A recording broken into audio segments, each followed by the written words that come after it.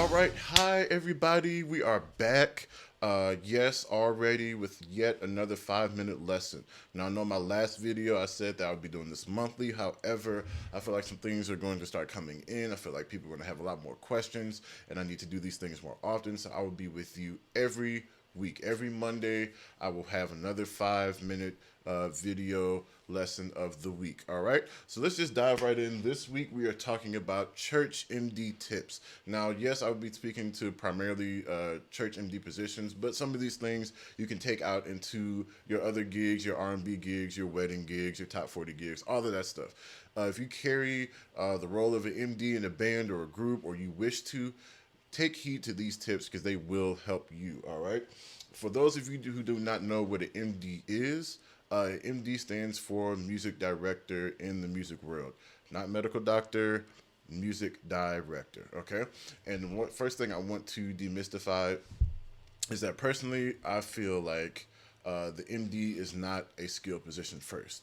You don't become an MD just because you can play all the craziest licks, all the craziest chops, all of that. You become an MD because you are a leader first. MD for me is a leadership position first.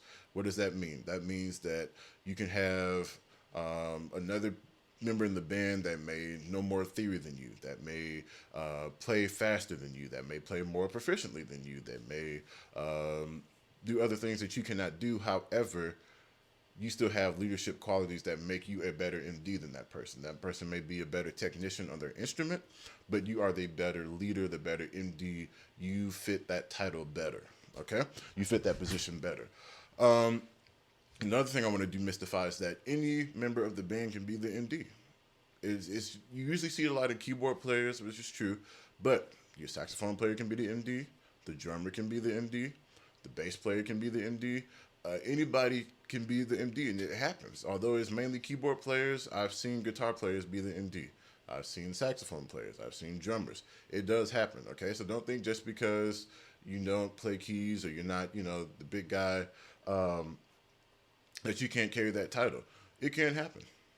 It can happen. Okay, let's move right along. I want to also talk about what makes you a better MD, what takes you to that next level, especially in the church. Okay, usually the normal musician will just learn the music, learn their music, right? I know my chords, I know whatever, I know the song. If you want to be the MD, take that extra step, learn everything. If you're the keys player, learn the keys parts, learn the bass notes, learn what the guitar player is doing, learn all the hits, all the runs, learn the intros and outros. Musicians, church musicians, we hate it. We know they're not gonna come in right anyway. Do it anyway. Have a good idea of what the drum pocket is, what the groove is, what the transitions are. Learn lyrics, learn the harmony parts, learn it all.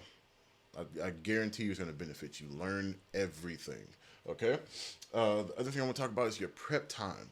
A lot of times nowadays, people in church we use stems, we use beat machines, drum loops, all that kind of stuff. Take the prep time to load that stuff up, to make your click tracks, to load your stems up, make sure everything is running smoothly. Don't be in there right before service trying to get things together, trying to make a new loop. Yes, curveballs happen, but you want to be on top of your game with that stuff. Take the day before, take a couple hours before rehearsal, and just make sure all that stuff is locked and loaded. Okay, that stuff's going to help you look more professional, look more prepared. All right. Your punctuality. I talked about this in my last video about gig etiquette, punctuality, and attire. Those same things apply here. Okay, make sure that you're on time. Make sure that you're early. If you call a band rehearsal at 5 o'clock, be there by at least 4:30, if not 4 o'clock. Making sure stuff is set up, making sure sound check is taken care of, so people can come in and let's get on with this rehearsal so we can get out. Learn how to manage your time in rehearsal.